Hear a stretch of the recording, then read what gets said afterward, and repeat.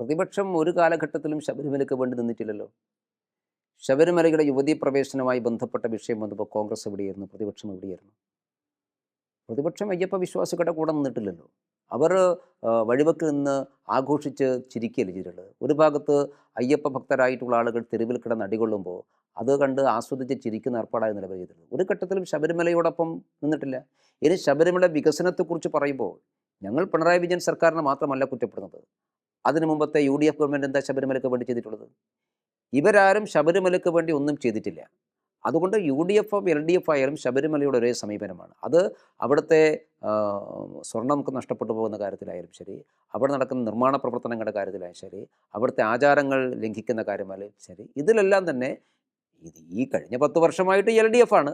അതിന് തൊട്ട് മുമ്പ് 10 വർഷത്തെ UDFും ഒരു വ്യത്യാസവും ആ കാര്യത്തിൽ നിന്ന് കാണിച്ചിട്ടില്ല. അപ്പോൾ ഇതിൽ പ്രധാനപ്പെട്ട പ്രശ്നം എന്നുള്ളത് സർക്കാരും ദേവസ്വം ബോർഡും ഈ കാര്യത്തിൽ ഒളിച്ചുകളി കാണിക്കുന്നുണ്ട്.